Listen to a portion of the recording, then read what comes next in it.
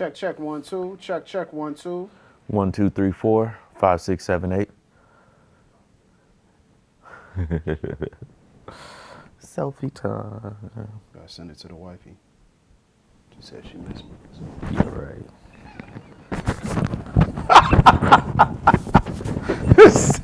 This man said, yeah, right. Sure. Sure, guy. Whatever you say. You two kids past that phase. Nick, can we clip this one? Like, we'll just kind of take this Wait, what you want to do? Your mic.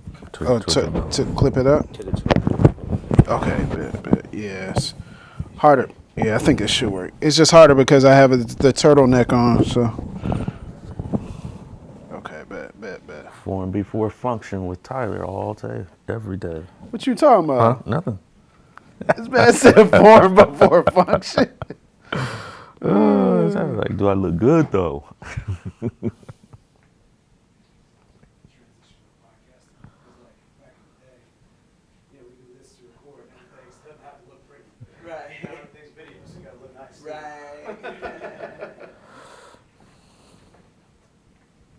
Just for that, I ain't putting you on my IG story.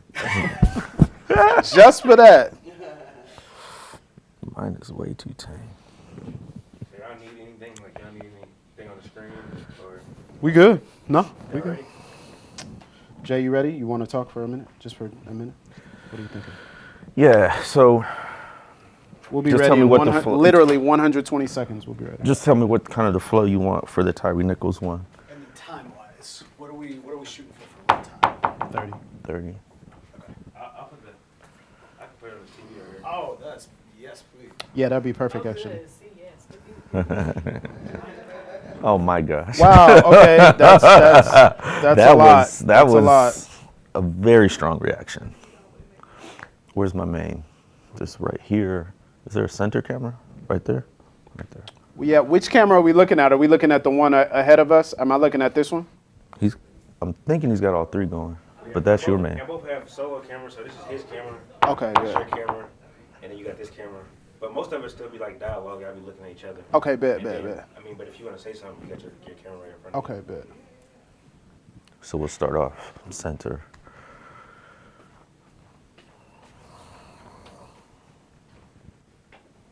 So from a flow perspective, like what are specific things you want to hit? You know, quick recap of what happened, why we know about it, so body cam, the response, and the swiftness of it, or whatever part of the response. And then, I don't know how to think of it now. Is this like the first big video thing? The video release we need to talk about. Right. Like it was a movie premiere. Yeah, that was. I didn't like the single dropping. So. Right. Like that single. Snuff film. All right, y'all, about 2 hours away, y'all. Get ready, get prepared. It's like, I don't like this at all. And then the response of keep it peaceful, keep it nonviolent. Directed at people who would legitimately be outraged versus law enforcement themselves. Absolutely. I mean, there's a lot. We just riff. I mean, and then I think this feels like it's the first big video recorded incident. There have been others, but let's say it's the biggest since the 2020 uprisings. Oh, wow. So it just came out today. It's the 2nd, right? February 2nd? Yeah. Just came out about an hour ago that there's up to 20 hours of footage relating to his deadly beating that's yet to be released. 20 hours. What else did they get him in the hospital? According to the prosecutors, what was said right after, and then the ambulance taking him to the hospital. Oh my gosh. And after the ambulance takes him to the hospital. So it could get even worse.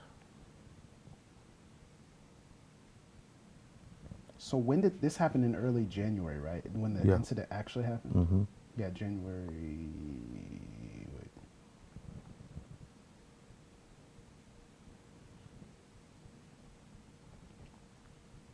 January 7th. Okay. Yeah, if you're ready, I'm ready. I'm ready. You want to tell them where we are, too, when we report this first one? Yes. All right, we're ready whenever y'all are.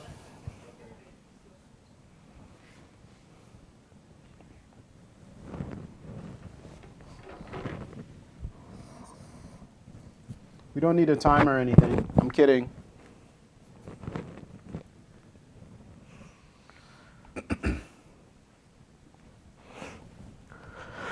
Let's get it in. First time. I know, man. I got my little tea packet right here.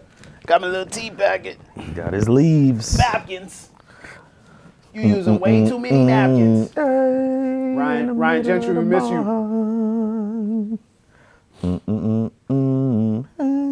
Long live Ryan Gentry.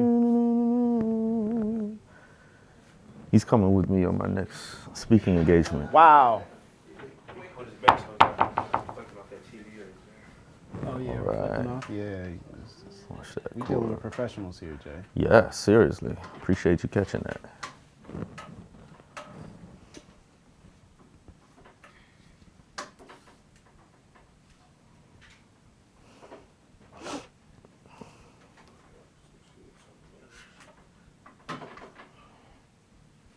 I can still see it, right? Oh yeah, for sure, for sure. Thing huge.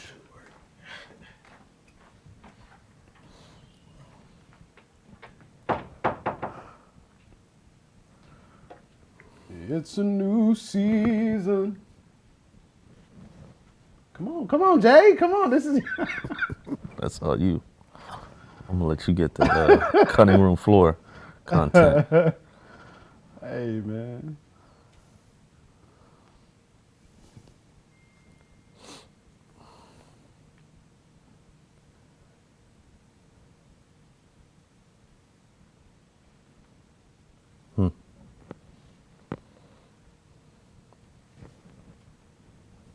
Flowing my way, season of power. Welcome to the Pastor Mike Tiny Desk concert. Reverend Pastor, singer, composer. You got Tyler Burns. we gotta have our highest dollar Patreon subscribers get that.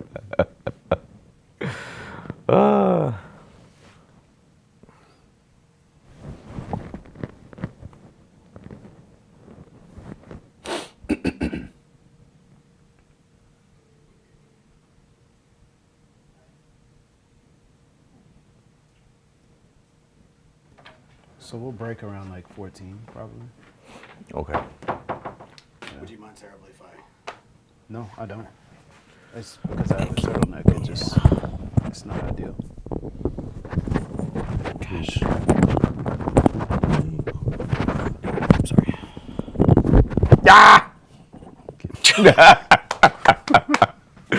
Oh, tell me next time you're doing that. I'm gonna go to the video. He completely stopped. Check 1 2. Check 1 2.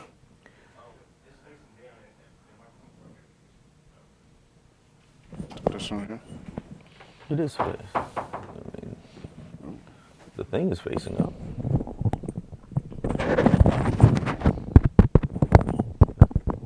Hey. 29 years old, son. Photographer, skateboarder. Youth leader of this church. Youth leader at this church. Complained of shortness of breath. It always comes down to breathing, doesn't it? What is freedom? Breathing. Apparently for black people, Wow. that's the floor and the ceiling for us. Wow. Can I breathe? Wow.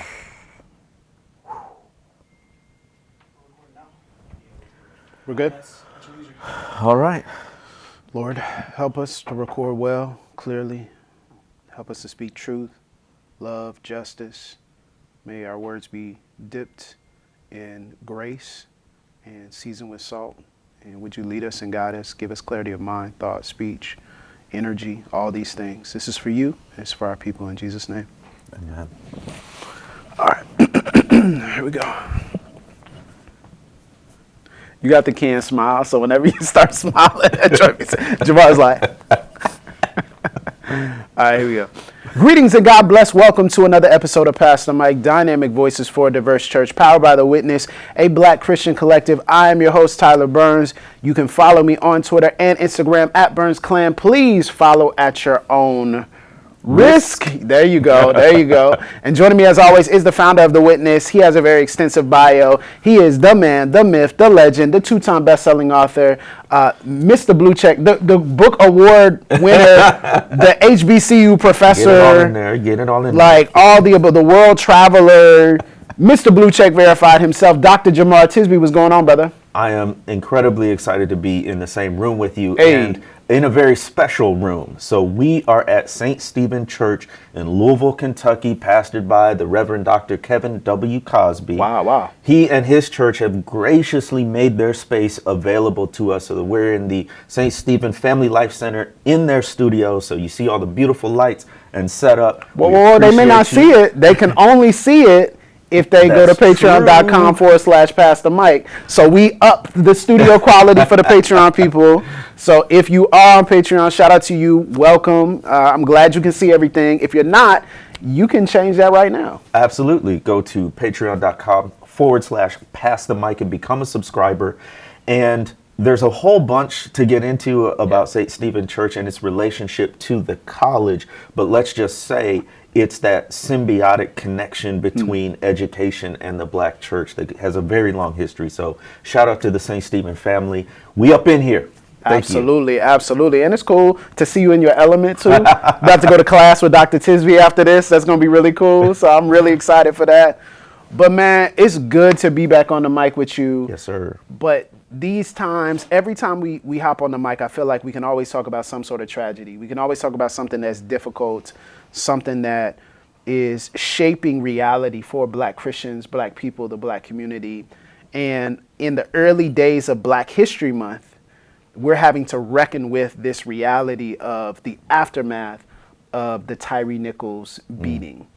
And it's even hard for me to say it and articulate it like that, because typically we hear shooting, we hear, those types of things, mistaken identity, pulled the gun instead of the taser, but beating at the hands of 5 Black Memphis police officers. And the trauma of that and the weight of that. And we typically like to now let these situations breathe a little bit, because I don't trust my initial thoughts with these situations. And I think I'm so emotionally invested in what's happening. I don't trust the clarity of my thought. I'm like, I need to step away. I need to, really process how I feel before I share those types of things. But when you heard about this, and when you heard that the body cam footage was going to be dropping, and can we just say something about release dates and release times for Black Death? Can we not do that? It felt like it was a single dropping, and I didn't like that. Exactly. It felt like it was, the way I wrote it, a macabre movie premiere. Yeah. Like, you knew the date, you knew the time, get your DVR ready, like, to watch someone literally being beaten to the point of death. And there was something off about that, for sure. So you hear that this video is coming out. So first of all, before the video came out, did you know about the Tyre Nichols incident? I had heard rumblings about it, like this thing went down, he's dead, he's bad, it's bad, but I didn't know much until the week that the video came out. Right. I barely heard anything about it. Like, I think I may have heard someone mention his name. Right. And the hashtag, because hashtags are typically where things crop up. But I hadn't seen any clips or seen his face or anything. So apparently what happened is January 7th, he gets pulled over for allegedly reckless driving. He gets out, runs, and because of that, the cops chase him down. And I wasn't able to watch the video. I'm not able to watch those videos, but apparently was beaten. And then 3 days later succumbs to injuries from that beating. Yeah. What are your initial thoughts on this? We're back at this point again. I think it was Roxanne Gay or somebody who mentioned, I've been writing on police brutality for 13 years, and nothing has changed, right? Nothing's changed. Nothing substantively has shifted. Right. Nothing substantively has adjusted. Is that the same level that this puts you in? Is that the same place that this puts you in? Or are you seeing maybe some hopeful signs that give us an opportunity to move forward? I mean, I think one of the things that makes me sort of uncomfortable with the nothing has changed talk is, as a historian, literally our job is to study change over time or continuity over time. But with the larger picture and the larger scope of history, things change slowly, which is cold comfort because Tyre Nichols is dead, right?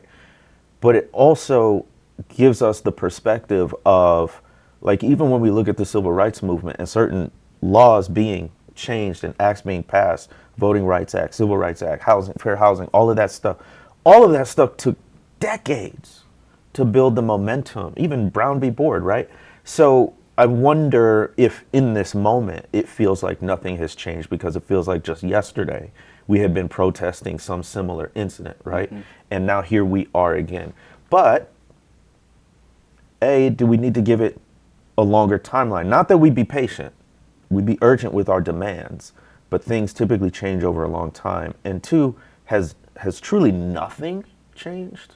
Well, where do you see things changing? Because it's clear you see some shift, right, especially within this incident. So what do you think maybe is different about this incident than others that we've seen? So again, the preface of all the changes that we hope for have not occurred, for sure. But it does feel different in the sense of, if you could compare it to like 2014, 2015, when Black Lives Matter first started. And again, this is an instance of anti-Black police brutality, which again feels like nothing has changed because aren't we protesting the same things? Well, we had body cam and we sort of took that for granted that would be there, which wasn't the case 7 or 8 years ago. A lot of people remarked on the swiftness that the tapes were released compared to other events. There's a Black female police chief, which that's a whole separate thing, but it's a factor there. The police officers were fired and charged very swiftly, except one, the white officer. We'll which is talk very about interesting. that. Yeah. But honestly, on a more personal level, what felt a little different was in 2014, 2015, when these videos came out, I often felt very isolated. And this time, people know to sort of check in. Yes. So I got text messages and phone calls, even some Venmos and things like that. You got Venmos? Who your friends? Great people. You know who you are. Who's sending Jemar Venmos? Who's sending Jemar Venmos? Because they recognize the labor and the cost of, for instance, you and I doing this and talking about this and all of that. So, and then last thing, 2015, I saved this tweet from John Lewis, civil rights activist, congressman, now deceased. And in 2015, he put out a tweet. He says, "If you think things haven't changed, come walk a mile in my shoes." And he had a picture of him with President Obama. And to me, it's just like, here we have this titan of the civil rights movement who has faced things that we never will in our lives, in the pursuit of racial justice, saying, no, things have changed. And if you think it doesn't, then come talk to somebody whose skull was literally fractured on the march for voting rights. So those are some things that I look at. What about you? Do you think anything's changed? Well, I would love to go back to the moment where I heard that this was coming, right? So the moment that I heard this was coming, I wasn't super familiar with the case, super familiar with the instance, but then I started to see people warning, be braced for this, turn off your autoplay, prepare yourself. Yes. And what was really helpful about that was the level of camaraderie where we come around each other and we brace one another in the preparation for trauma, the trauma of seeing a Black life taken, but then also the double trauma of seeing Black life take Black life in that way. Yeah. And in such a brutal and visceral way. And so as a result, I kind of, clammed up a little bit, tightened up a little bit. Sure. But what was different about this for me was Tyre Nichols, and we've talked at length about it doesn't matter what you do, where you've been, you deserve dignity, right? Yep. You deserve no one deserves this, right? But looking at someone like Tyre Nichols and getting to know his story, Yeah. hearing his family talk, him being involved in his church, him being a skateboarder, engaging in joy, him being a father, a photographer, Yeah. someone who was so involved in beauty and wonder and enjoyment. Yep. And seeing that snuffed out felt different to me personally. In the way of it felt like in a new year, 2023, a hopeful turning of the page for some of us. You know, people think we're post-pandemic, whatever you want to say, but you know, a hopeful turning of the page for us after this 3 years of kind of being in this malaise. Okay, 2023 is going to be a new year, and that hope was snuffed early in the year. It felt like a microcosm of what society and culture does to Black joy. Wow. And to not just Black joy, but the celebration of Black beauty, the engagement of Black beauty. And so it felt heavier for me listening to them talk, listening to them talk about him and what he meant to the community, what he meant to them. But then I think, you know, I didn't watch the video, but I'll tell you, Jay, what struck me as different, and maybe this gets into the progress talk, is there were a lot of things we could talk about with the video and what people reported about it. Him crying for his mother, who was 100 yards away. You know, the visceral, brutal, savage nature of it. But then also, it was reported that after he was propped up on the car, that the officers fist bumped each other. Oh my. And Jemar, that took me to a place. And it took me to a place because I say, listen, it is great that we have strategy, structure, system, marching for change, protesting, demands. I'll tell you this, there is something profoundly wrong with the soul of this nation. And the soul of this nation is profoundly disturbed and damaged. We see this in the mass shootings that we've seen already so far in the first 30 days of the year. But then we see not just the engagement in Black violence and anti-Black violence and death, but the glorification, the celebration of it. And I felt more moved than ever that something deep within the fabric of the nation must change. And that we're going to spin our wheels in mud as long as we don't touch the fabric and the heart of what's going on. And, you know, perhaps this is the pastor in me, you know, but I feel like this is a principality that must be warred against.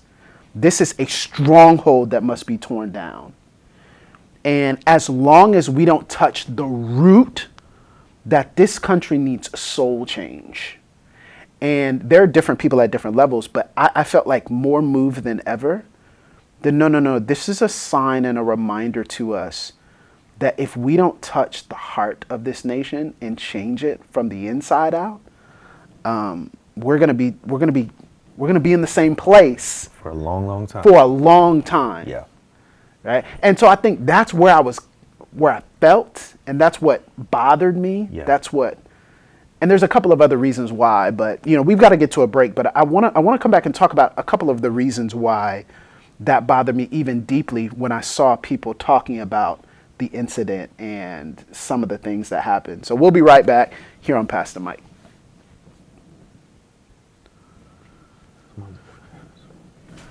But we're going to go right back in. Is that cool? Okay. All right, cool.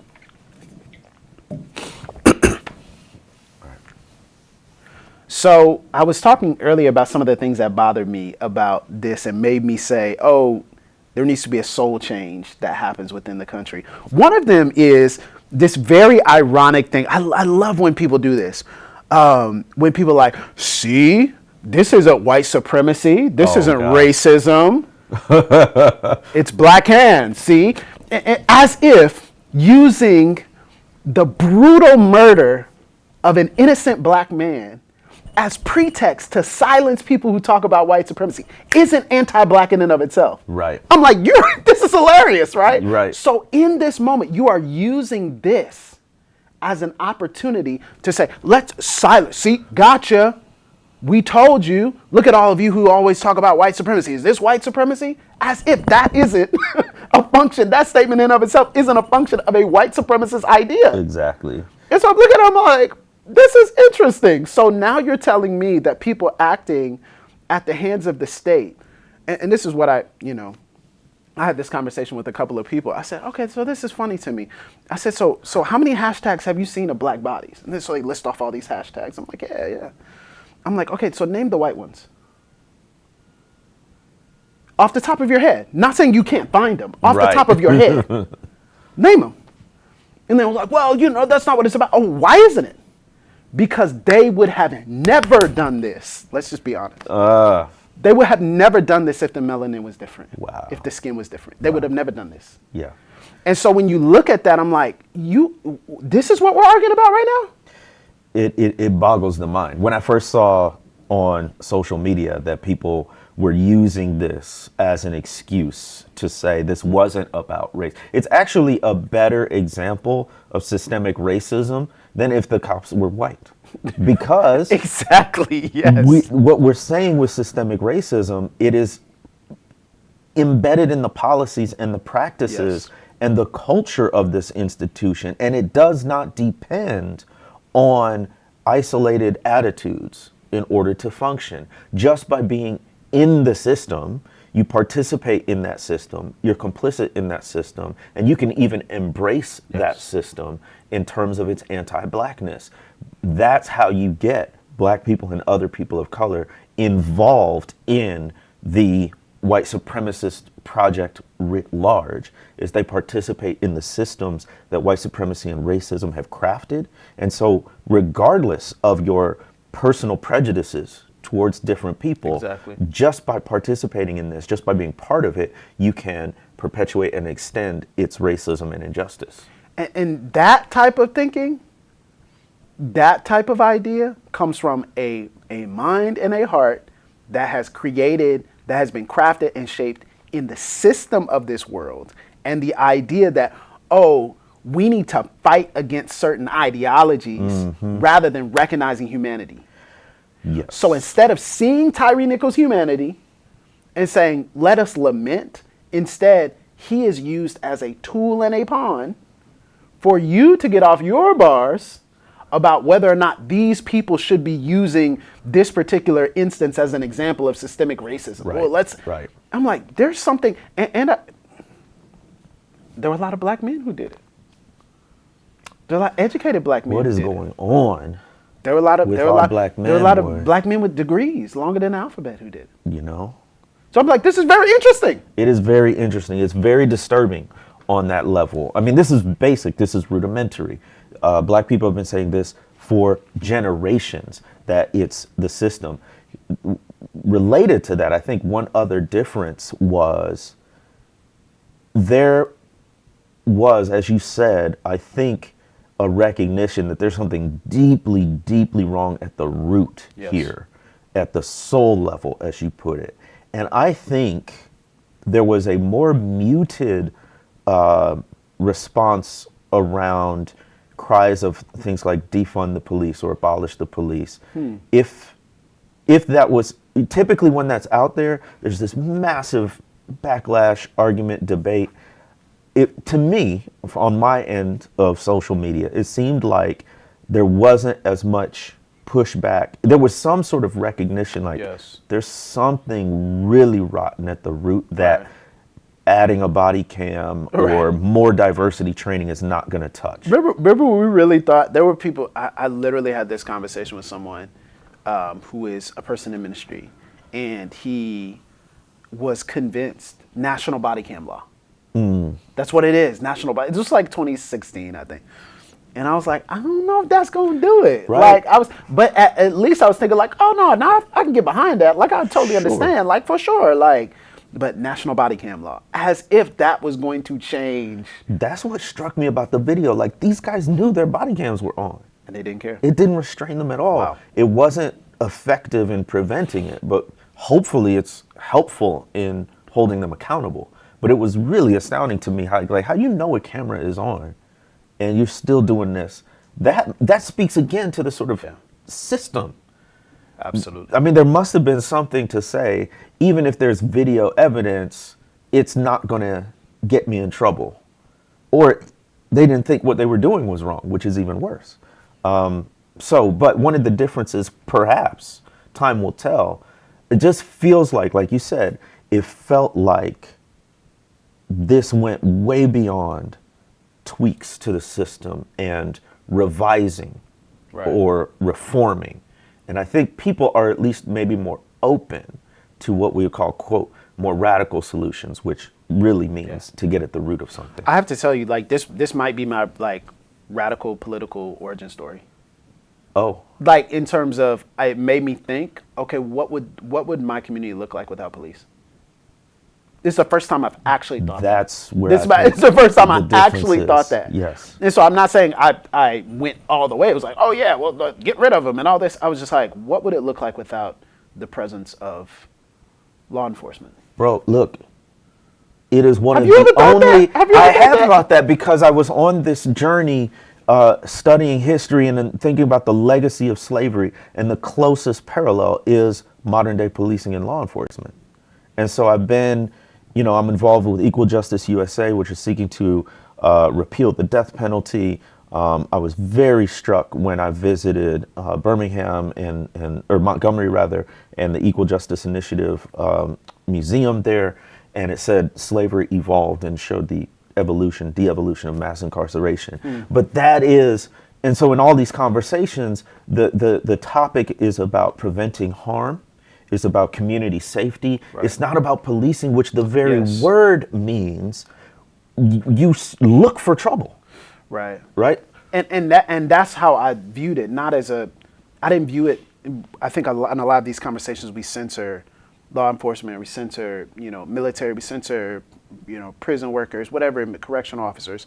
I'm trying to decenter that. I'm trying to center community. Yeah. I was just thinking about as a pastor in a community that is 75% black, what would it look like to not have the active presence of police running through these neighborhoods, right?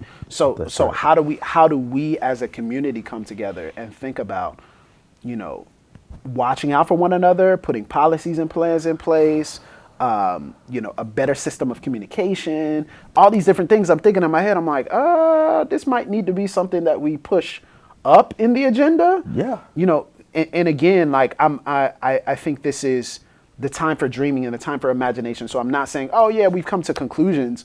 More like in my mind, it was the first time I said, oh, I think I would probably be open to this conversation. Yes. And I was never open to the conversation before. Yes. But seeing that, I think seeing him smiling and knowing that he was entering into a new year with hopes, with dreams, with desires. I believe he was going to see his mom. I wonder what that was like, because he came from Sacramento and to Memphis, so West Coast to South, real South. I wonder if he ever had that question in his mind. What's it going to be like for me as a black man down there, right? I mean, it to me has echoes of Emmett Till coming from Chicago down to the Delta, right? And I wonder if any of that crossed his mind. And then with what happened, how that further cements in some people's minds how racism in the South is different. It's not. Like, we can go through all those hashtags and look at a map. This is all over the place, all over right? the place, yeah. But, and then of course this is the city where MLK was assassinated, right? Yeah. So it sort of further cements that in the mind. But to your point, I do think the Overton window has shifted for some people, that this tragedy, this murder, opened folks up to the possibility of truly reimagining something. And this is what Pastor Mike exists, not to be the policy. We're not policy wonks. We're not political scientists or theorists. We are two black Christian men who are trying to navigate this world in a way that encourages the love of God and the love of neighbor. That's right. And we are trying to help Black people. Maybe this is your first PTM episode, so I think this is important to say. We're trying to help Black people reimagine life in a way that causes us to flourish, both as believers in Jesus and as image bearers of the divine. And I believe that it is crucial for us to do hard work of reimagining and dreaming new realities, new vistas, new approaches, and to really get to the soul of the problem. America needs to be born again. Like this is not even a statement that should be controversial, but it is for so many people. There's something off. We must be born again. And I believe that will only come from the margins, not from the center, not from the places of power, but from the people who see smiling faces like Tyre Nichols, or who see his mother in tears on national television and say, it doesn't have to be this way. You know, Andre always says that. It doesn't have to be this way.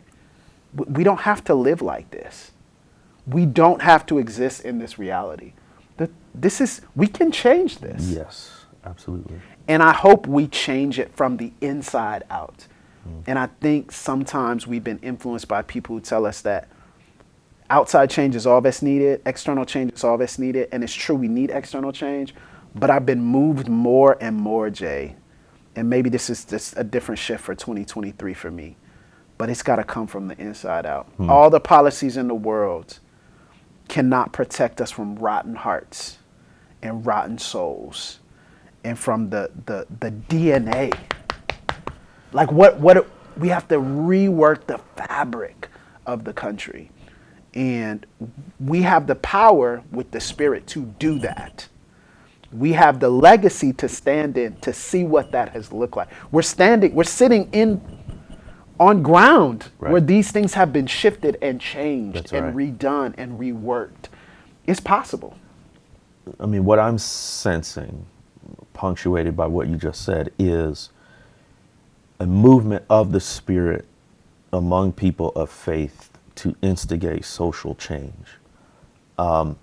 To try to instigate social change as people of faith without recognizing the spiritual dimensions, I think is a fool's errand, which is not to say that lots of other people haven't done great things. In many ways, they are pacing us and showing us the way toward change.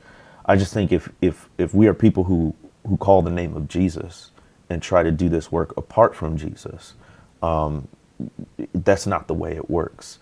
And so what does it look like to have a 21st century version of the beloved community? Because I think it begins with that vision of what it could be, this reimagining. And that's one of the things that oppression does, is it chips away at our imagination, our ability to envision a reality that's different than the one we live in now.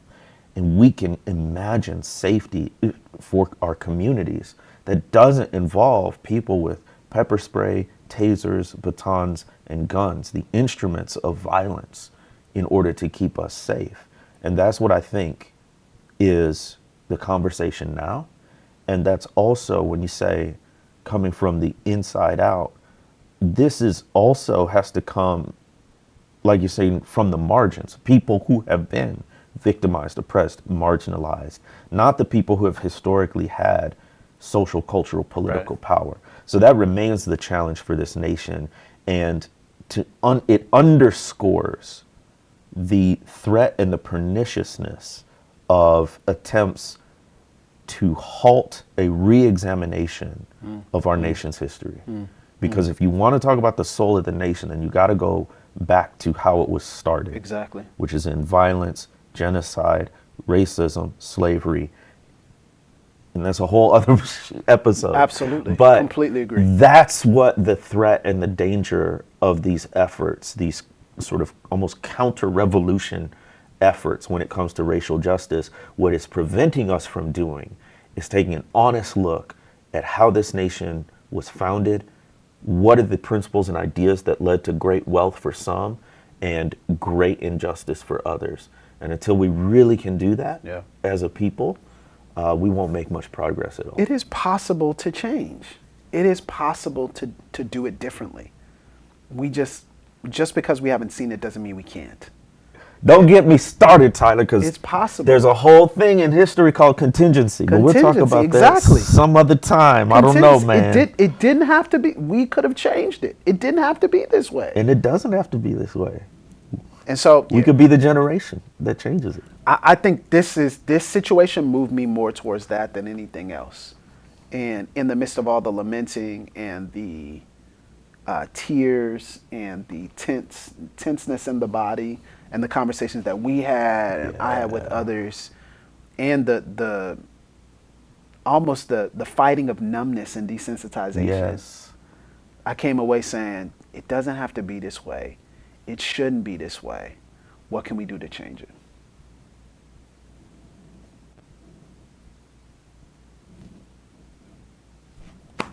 That's it. All right, good start. There's so much to talk about. There's so many layers. Good first episode.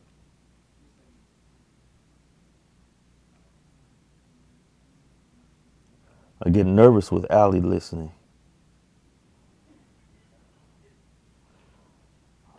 Ali stormed out. Y'all didn't go in hard enough. I know. She wasn't. She would have had more to say. Do I need to put over here? I don't think so. Do you Okay. mind?